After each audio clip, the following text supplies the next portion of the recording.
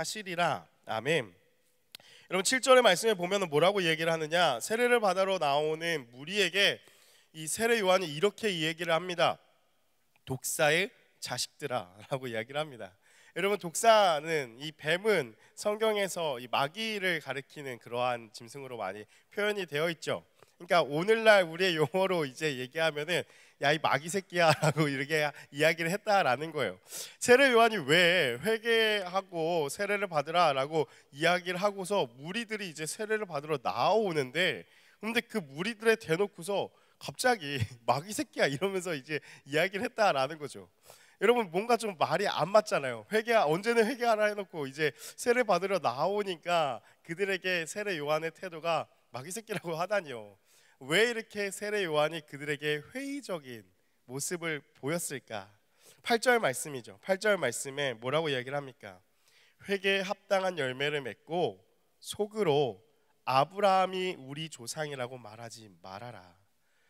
내가 너희에게 이르노니 하나님이 능히 이 돌들로도 아브라함의 자손이 되게 하실 것이다 라고 이 세례 요한이 그 마음 가운데 세례를 받으러 나오는 그 사람들의 마음에 꿰뚫어 보고서 이야기를 한 것입니다.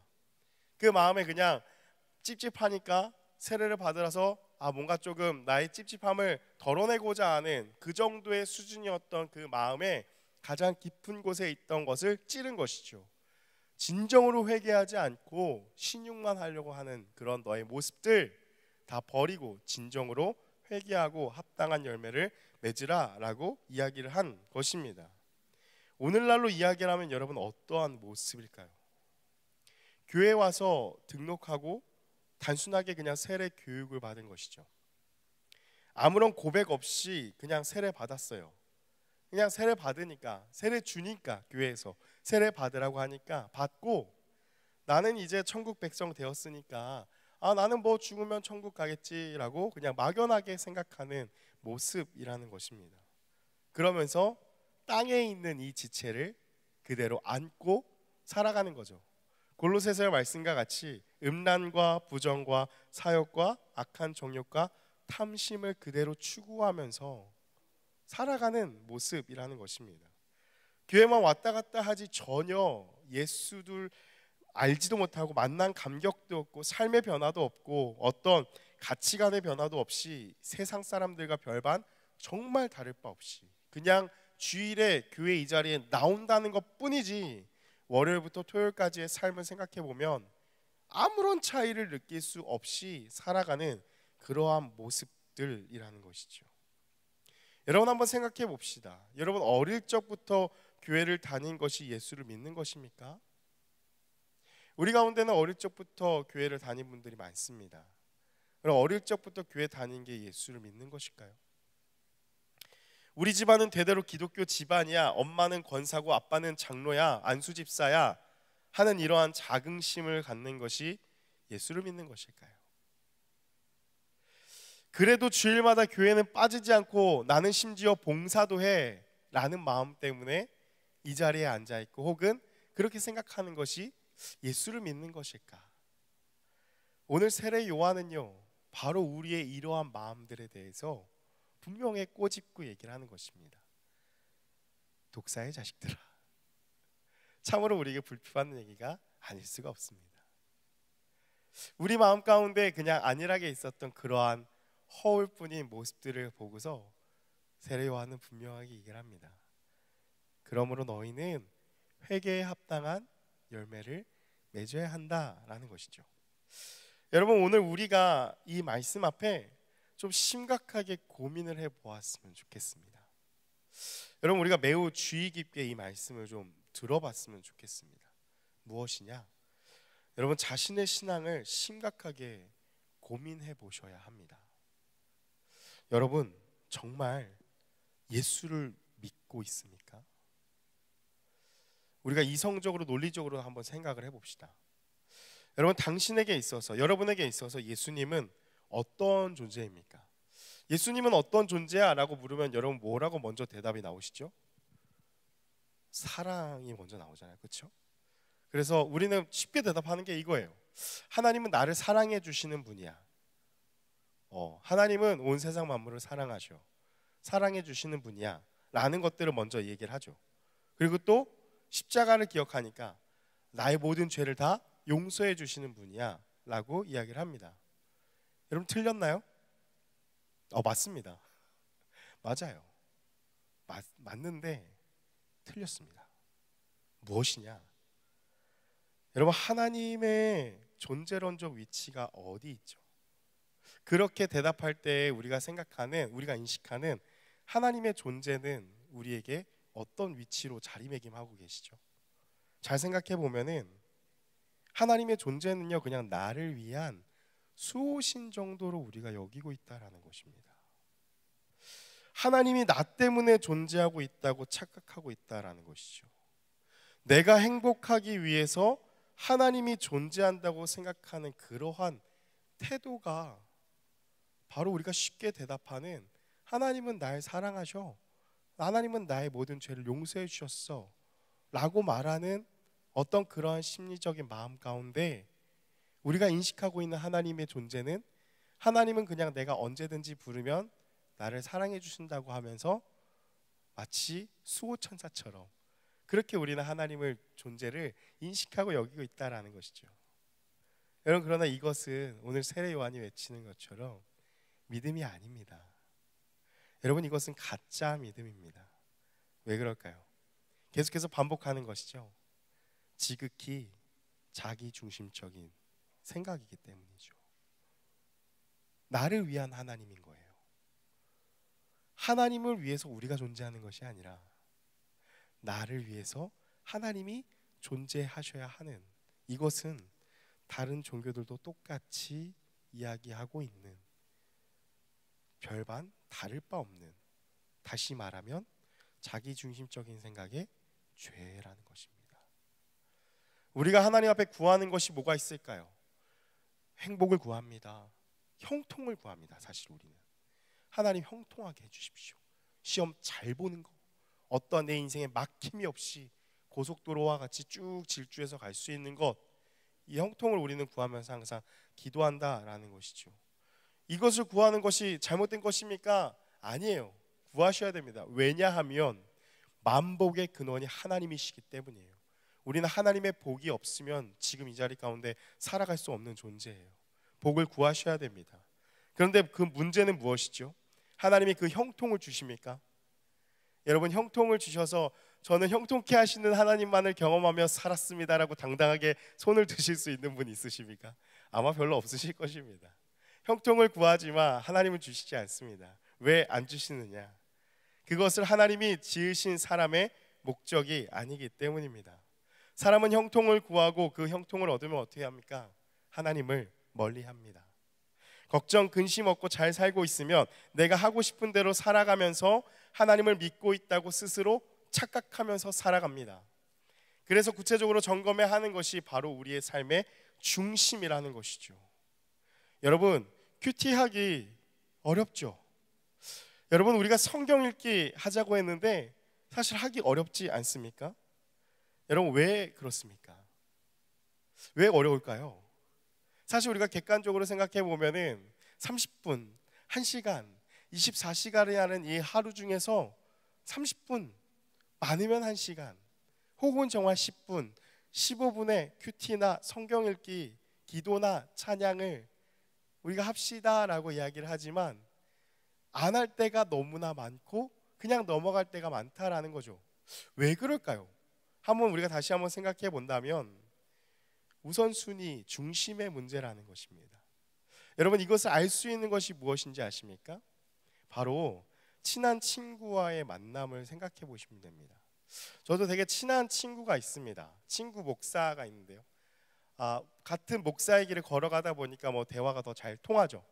너무 어렸을 때부터 함께 자랐던 친구이기 때문에 너무 막연한 친구고, 언제 봐도 정말 서스럼 없이 서로 미담을 이렇게 주고받는 서로 이렇게 욕을 주고받을 수 있는 그런 정말 막역한 이 친구의 사이인데요.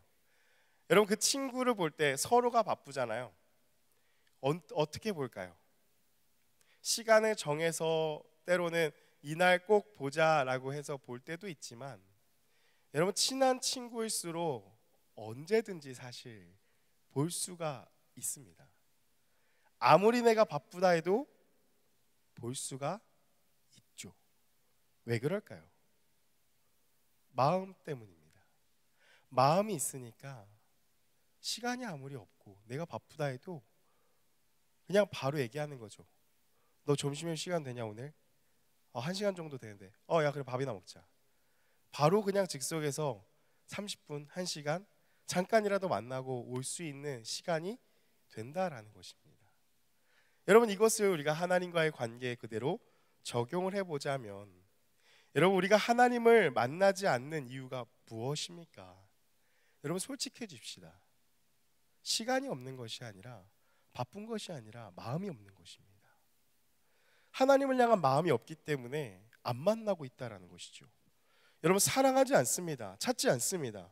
그러면서 스스로 자신은 예수를 믿고 당연히 천국을 갈 수 있다고 생각하고 나 자신은 하나님의 자녀라고 생각하고 있다라는 것이죠.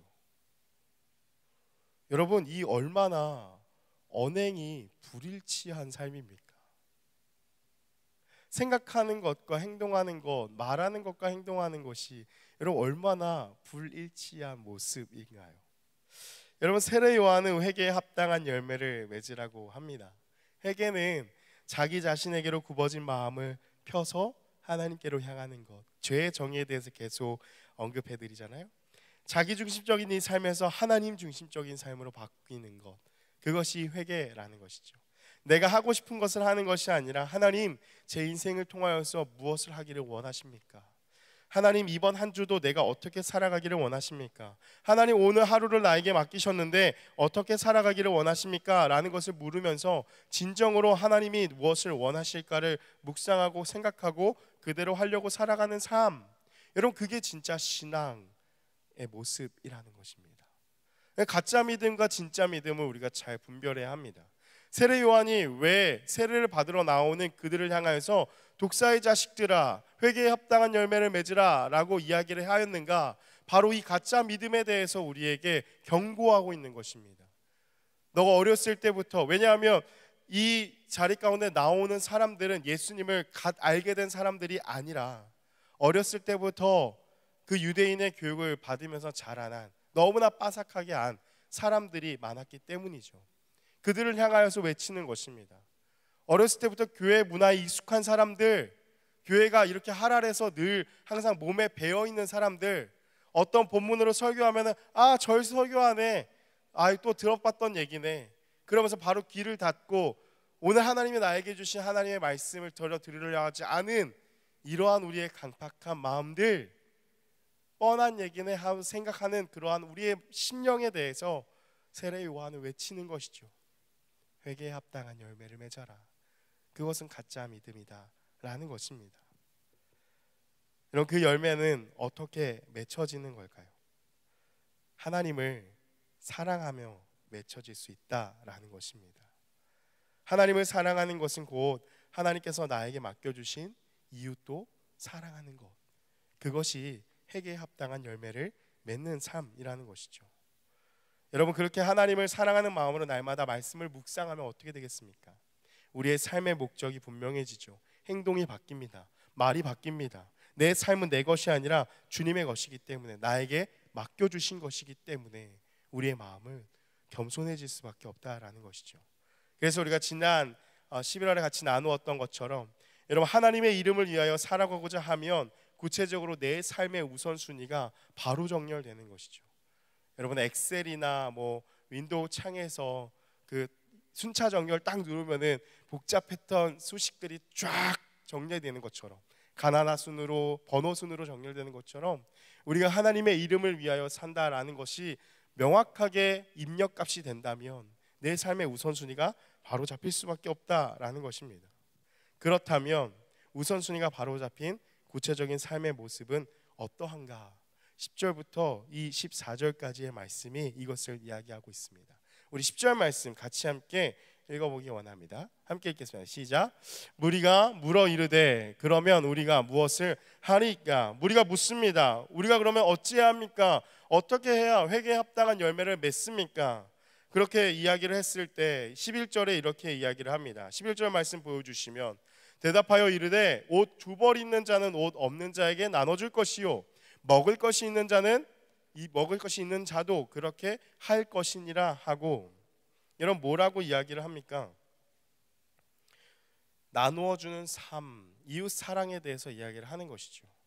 여러분들 이 구절에 대해서 오해하지 말 것은요, 우리가 단순히 이 구절을 읽었을 때 자꾸 우리는 피상적으로 생각하는 것이 그 대상에 대해서 부자라고 인식을 하는 것입니다. 부자들이나 더 많이 가지지 말고 나누어라 라고 생각하는 것이죠. 여러분 근데 이 말씀은요, 단순히 넉넉한 부자를 향해서 한 이야기가 절대 아닙니다. 두 벌 옷이 있다면 그 하나를 나누어 주라는 것이죠. 여러분 우리가 구제 공유를 사역에 대해서 잘못 생각하고 있는 것이 바로 어떠한 거냐, 나 먹고 살 것도 없다라는 이러한 생각이 바로 죄악된 마음입니다. 그래서 부자가 되면, 로또가 되면 그제서야 남에게 베풀겠다라는 생각들, 지금은 내 쓸 것도 부족하다, 야 내 목구멍이 포도청이야, 야 내가 기초수급자야, 누구를 도와줘 라고 생각하는 그러한 생각들, 나중에 돈 벌면 돕겠다라는 그러한 생각들이죠. 근데 말씀은 매우 단순합니다. 여러분 말씀을 정말 있는 그대로 한번 적용을 해볼까요? 여러분 추운 겨울날 그 겨울을 날 수 있는 여러분의 지금 옷장에, 여러분 한번 생각 속에 옷장 문을 한번 열어보십시오. 여러분의 옷장 가운데 그 추운 겨울을 날 수 있는 두꺼운 패딩이 단 두 벌이라도 있다면 그거 한 벌 주라는 것입니다. 너 한 벌만 있어도 겨울 날 수 있지 않냐라는 것이죠. 라면 2개 살 돈이 있습니까? 지금 당장 내 주머니에. 그렇다면 내 통장의 잔고가 라면을 적어도 2개 살 돈이 있다면 하나는 나누라라는 것입니다. 어렵지 않습니다. 단순합니다. 크지 않습니다. 정말 작습니다. 다시 말하면 무엇이냐? 콩 한 쪽도 나누어 먹으라라는 것이죠. 이웃 사랑에 대해서 이야기하는 것입니다.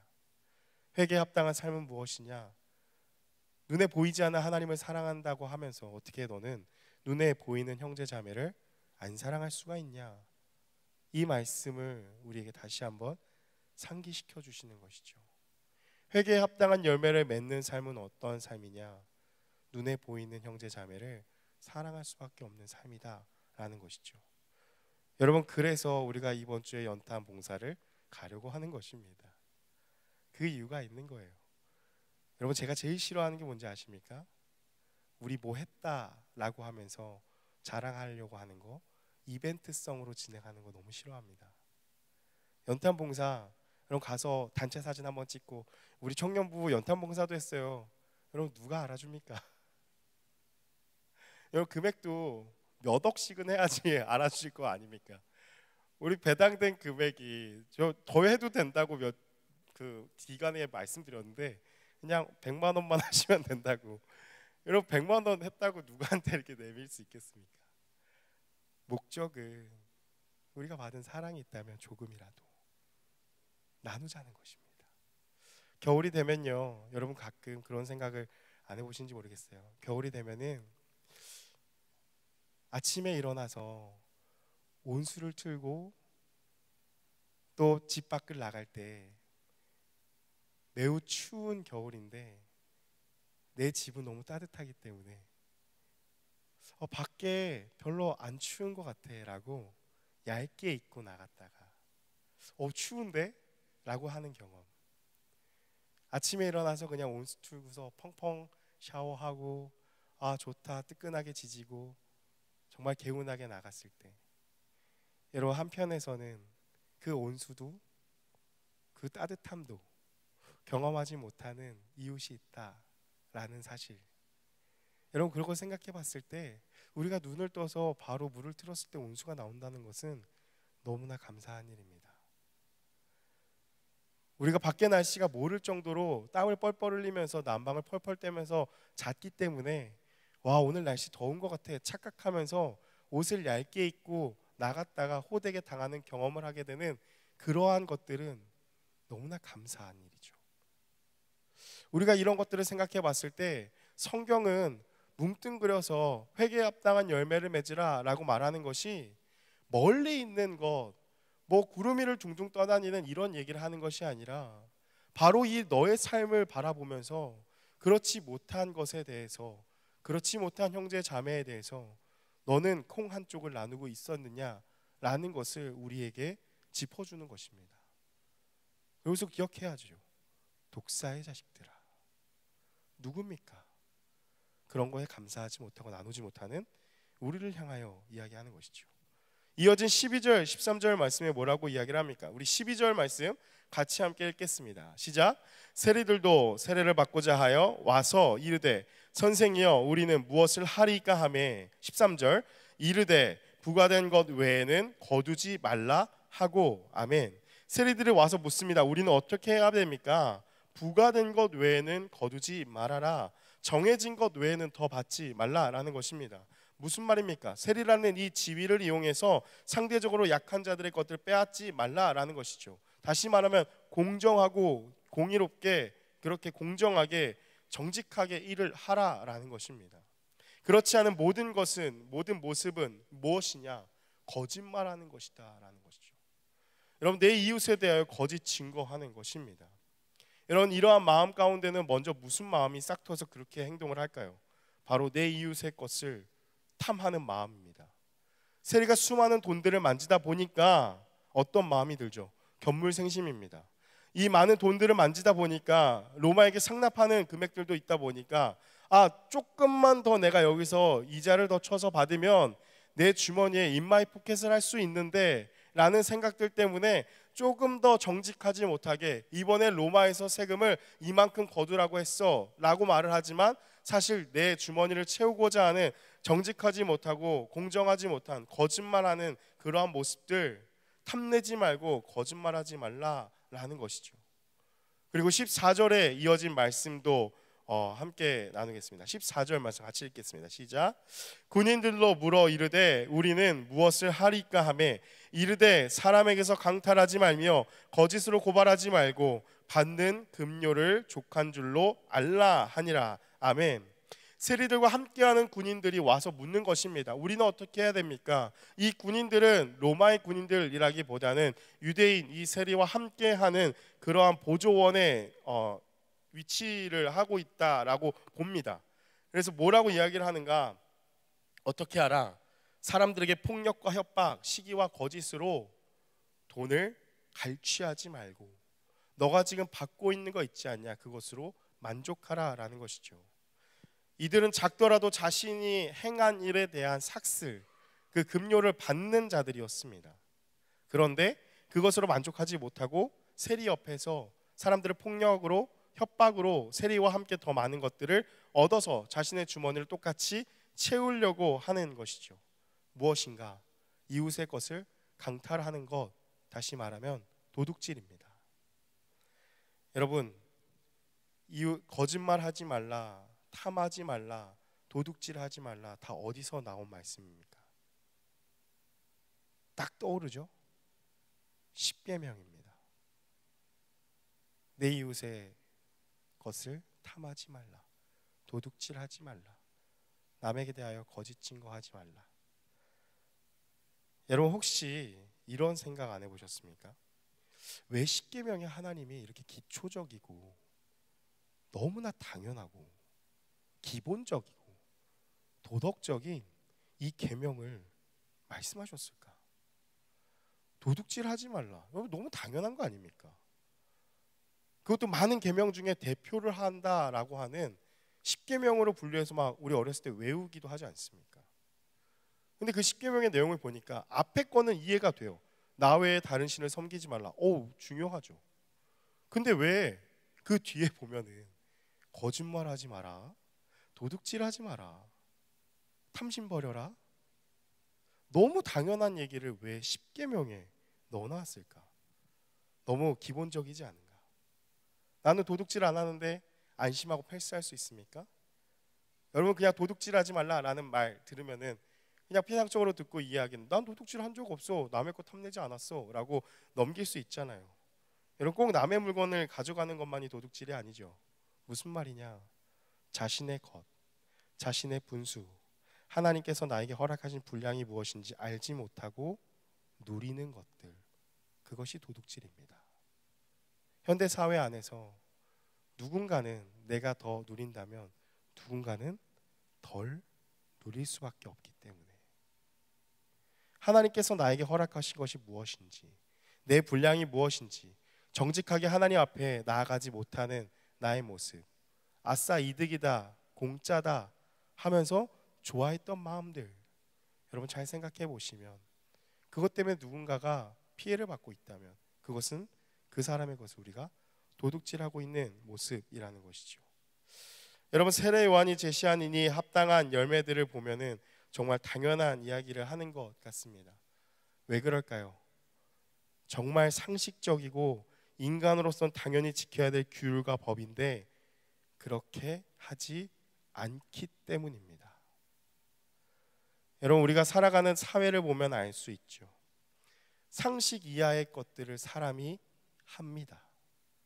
설마 했던 행동들을 사람이요 합니다.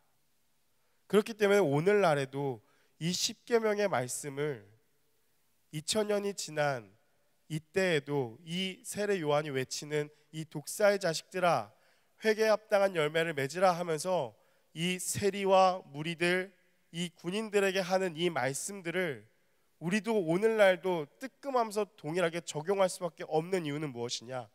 오늘 우리가 살아가는 이 세상도 보았을 때 정말 상식 밖의 일들이 일어나고 있고 우리도 그와 다르다고 쉽게 말할 수 없는 자들이기 때문입니다. 여러분, 오늘날 우리 사회에 일어나는 각종 범죄들을 보십시오. 기사들을 보십시오. 여러분, 충격적이지 않습니까? 어떻게 사람이 몇 개월 안 된 아기를 창밖에 던져서 버리고 죽일 수가 있습니까? 상식적으로는 일어나서는 안 될 일입니다. 그런데 일어나고 있습니다. 지금 오늘날에도 여전히. 왜냐? 사람은 그런 악한 존재들이기 때문이죠. 이런 일들이 일어나는 이유가 무엇이죠? 지난주에 나누었듯이 높은 산, 언덕이 되었기 때문에, 마음이 높아지고 교만하여졌기 때문에 그 아래에 있는 타인을 바라보지 못하는 것입니다. 그 높은 산이 낮아져야지 그때야 비로소 그 타인을 바라볼 수 있게 된다라는 것이죠. 이런 그러한 모습들은 내가 중요한 것이죠. 지금 내 기분이 매우 중요하기 때문에 기분 나쁜 것을 표현해야 합니다. 참으면 호구라고 생각합니다. 자존심을 건드리니까 다 해를 가해야 한다고 생각하는 것이죠. 여러분, 이 모습은 죄악이 가득한 모습, 회개하지 못한 모습이라는 것입니다. 이런 모습에 예수님이 다시 오시면 어떠한 일이 일어난다고 세례 요한은 이야기하고 있는가? 우리 마지막으로 17절 말씀 같이 읽고 말씀 마무리하기 원합니다. 17절 말씀 우리 같이 함께 읽겠습니다. 시작. 손에 키를 들고 자기의 타작마당을 정하게 하사 알곡은 모아 곳간에 들이고 쭉정이는 꺼지지 않는 불에 태우시리라. 아멘. 손에 키를 들고 타작마당에서 알곡과 쭉정이를 가르시고 알곡은 곳간에, 쭉정이는 꺼지지 않는 불에 태우신다고 말씀하십니다. 회개에 합당한 열매를 맺지 않는 이들이 향하는 곳은 어디냐? 꺼지지 않는 불, 바로 지옥입니다. 여러분, 성경은요 한 번도 변함없이 늘 항상 똑같은 메시지를 이야기하고 있습니다. 이것을 오늘날 받아들이는 우리가 우리의 멋대로, 우리의 입맛대로 성경을 재해석하려고 하는 것이지, 성경은 언제나 변함없이 그날에 대해서, 그날 이후에 대해서 분명하게 이야기를 하고 있습니다.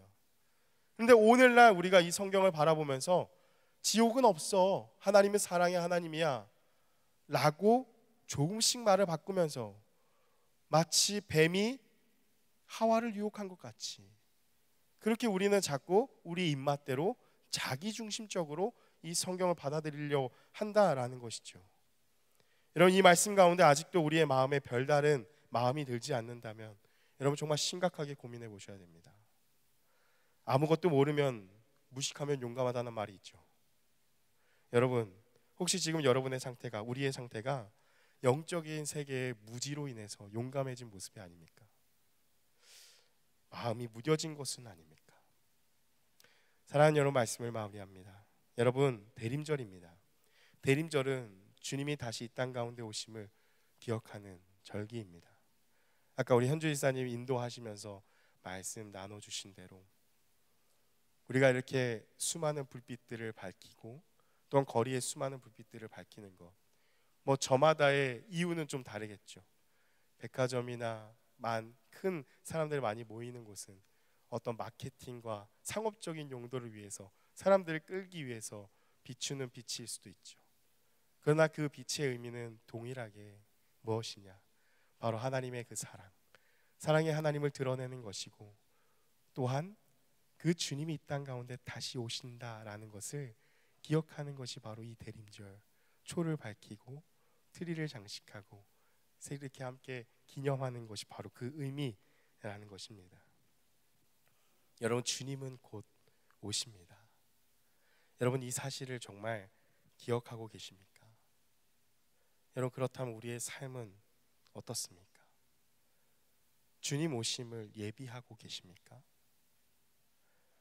여러분, 목적이 없는 삶과 목적이 있는 삶은 삶의 태도가 분명하게 다릅니다. 목적이 없는 삶, 있는 삶은 삶을 대하는 자세가 완전히 다를 수밖에 없습니다. 사랑하는 여러분, 이 시대를 살아가는 청년으로서 함께 이렇게 기도 제목을 나누면은 너무나 바쁜 것을 압니다. 듣게 됩니다. 참으로 바쁘구나라는 생각을 많이 하게 됩니다. 여러분, 근데 그러한 바쁨의 목적이 무엇인지 여러분의 삶의 자리에서 잠깐 멈춰서 한번 생각해 보신 적 있으십니까? 나는 왜 이렇게 바쁘게 살고 있지? 내 인생이 왜 이렇게 바쁘지? 뭔가 되게 바쁘게 빨리빨리 돌아가는 것 같은데 그 삶에서 잠깐 멈춰서 한번 생각해 보신 적 있으십니까?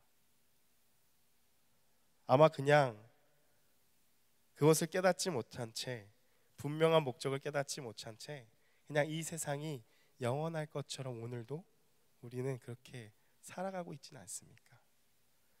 지금 내가 아프지 않고 이 모습 이대로가 영원히 주어질 것처럼, 내 시간이, 내 삶이 영원할 것처럼 생각하면서 여러분 지금 살아가고 있지 않습니까? 말씀을 준비하고 또 대림절의 기간을 보내면서 하나님, 제 마음 가운데도 이 말씀을 너무나 주셨습니다. 그 마음이 너무나 들더라고요. 영빈아, 너는 내가 오는 길을 예비하고 있냐? 너는 나를 소망하고 있냐?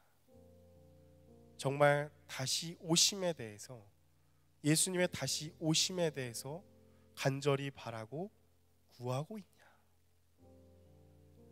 저도 똑같이 바쁜 삶이었습니다. 특별히 내년도를 준비하면서 청년부 우리 이렇게 해보자, 저렇게 해보자, 연말부터 정책 당회부터 이런 것들 막 해봅시다, 저런 거 해봅시다, 막 바쁘게 돌아갑니다. 여러분, 목사의 삶은 주님 오심을 더 기다려야 되지 않습니까?